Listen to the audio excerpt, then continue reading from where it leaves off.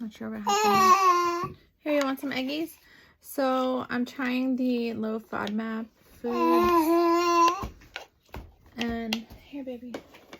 I'm actually giving her the eggs just because I'm not really like a fan of how these eggs were packaged. And they're like, it's like okay.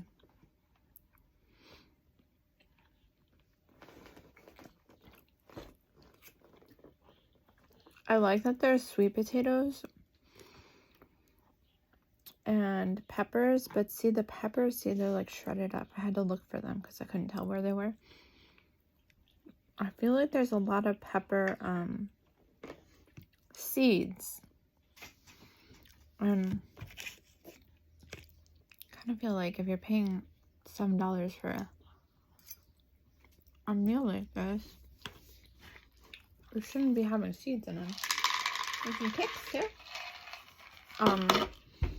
Anyway, so I'm like kind of failing at this low FODMAP thing, but I think my stomach is back to like being normal.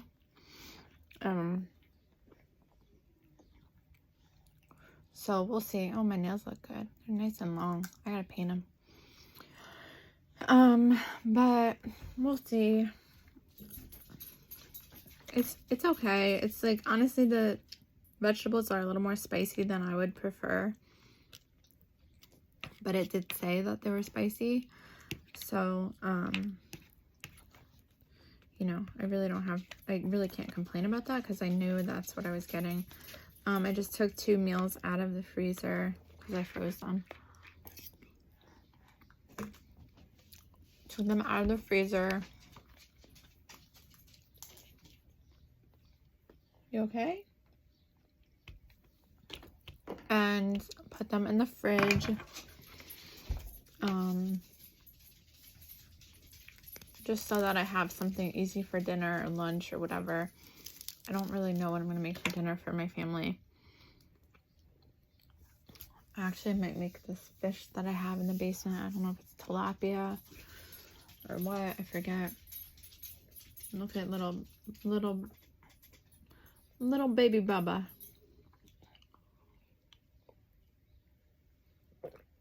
I love coffee. This is not the best cup of coffee that I've had. Because I keep forgetting, or I keep not being able to get creamer. Are you full?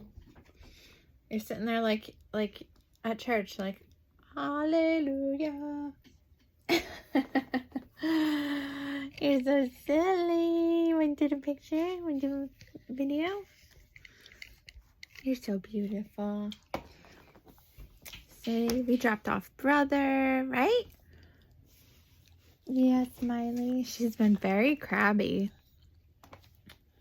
She's getting molars, I think.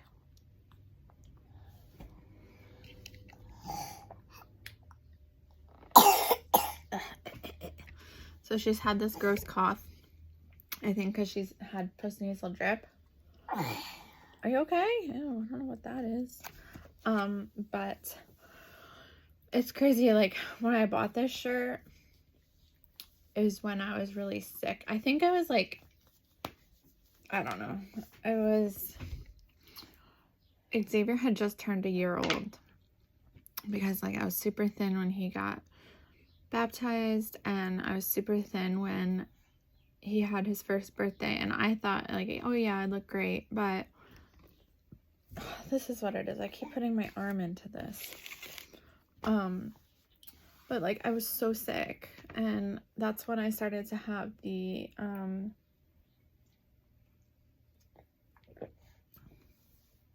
this is gross, but this is part of Crohn's disease. This is when I started to have like the really bad hemorrhoids. And I remember being at Chris Kindle Mart, and like we left, and I remember sitting in the car going home, and I had to sit like this, like not on my butt, because I was in so much pain because my disease is primarily active, at least the last few years, in like my rectum, and I believe my disease is usually in like my ileum. So yeah, it's more than just going diarrhea. Like, people think that Crohn's disease is like a potty disease, and yeah, it is, but there's ways that your body can, it's called like extra intestinal manifestations. I mean, you can have your eyesight affected, you can have your teeth affected, even like mouth ulcers. And like when I was early in my diagnosis, like when I was in my 20s, I would get a mouth ulcer. I knew I was gonna start getting sick. I feel like my husband has been with me, because we've been together like 13 years. Oh, you okay? And we've been together for all but one of my flare-ups, and that was the first one that I ever had. So, you know, he's seen the disease get progressively worse, and it sucks, but, you know, what are you gonna do? Whenever I'm feeling like, woe is me with this disease, I try to think like, okay, well, it could be worse. Like, I could have an colostomy bag, or I could have to have surgery, or have a stoma, which is like basically the same thing as having a bag. But honestly, I know like there's a lot of stigma around people having bags, but I have a friend who also has colitis, and she has had the surgery, and then only to find out, sorry, there's a glare in my glasses, only to find out that she has like something else too. And she wouldn't have found that out if she didn't have the, I forget what the surgery is called, but colonectomy, I think. I don't know. Don't quote me on that. I'm not a med student. But anyway, so I guess I could do like kind of a little blurb discussion about my Crohn's, because I feel like, because Crohn's is like a bathroom disease, like people don't want to talk about it, and people are embarrassed. And, you know, like, I used to be embarrassed about it too, but I remember having blood when I wiped, or in the toilet or something, when I was 19, and I was trying to get diagnosed, and like I was going to doctors, and they just, excuse me, I have recently seen articles about medical gaslighting, and unfortunately that happens. Majority of it happens to females, and especially minorities.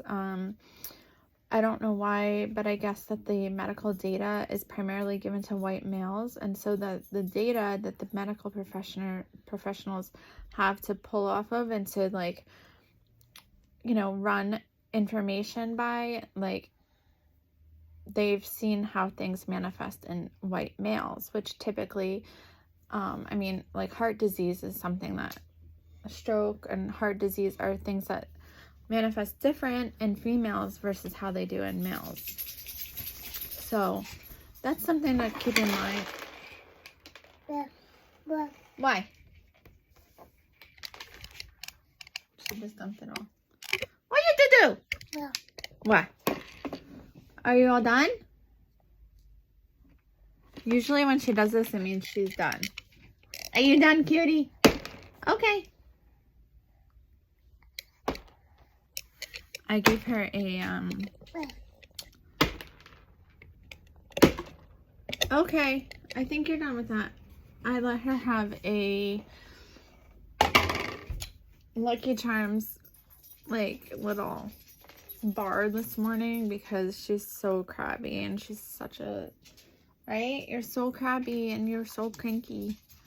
Anyway, so back to, oh, I lost my train of thought.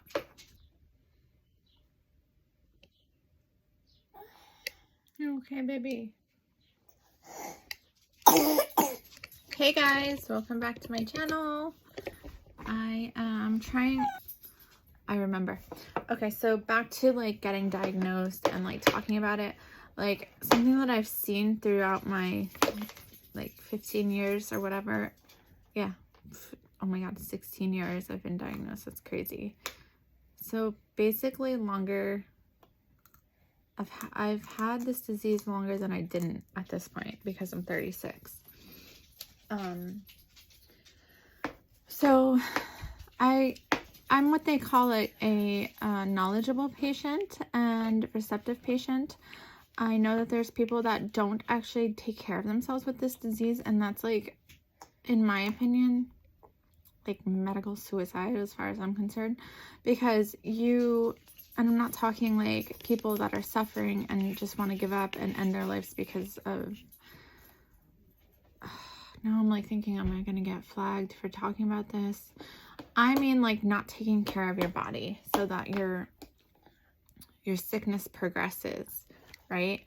There's people that don't take care of themselves with IBD, and like honestly that's the worst thing that you can possibly do. And I'm not talking like eating the wrong things. I'm talking you have diarrhea 30 times a day and you refuse to go to the doctor because it's going to look at your butt, but that's not really true. In all the years that I have gone to the doctor, and I've seen at Robert Wood Johnson, I think I've seen like 5 different doctors there because it's a medical school. And then up here, I saw the first doctor who did check my behind, and that was the only time that's ever happened. I've never had any of my other doctors need to look at it unless there was like a serious issue, right? But after you have children, like,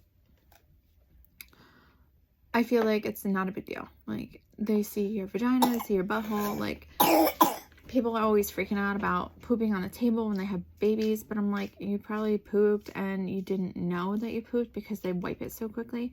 So like medical professionals, like, they are not grossed out. Like, okay, maybe they're grossed out. I know that the one time I was in the hospital when Amaya was first born, I was in the hospital and I threw up, and it was straight nastiness. Like, I think I threw up bowel fluid. It was so gross. And like, I was pregnant, so it was too soon for me to even show up positive on a test, I think. So they were like, oh, you're so newly pregnant, you're like hardly pregnant. And I'm like, shut the F up. Like, you can't be hardly pregnant. Like, you're either pregnant or you're not pregnant.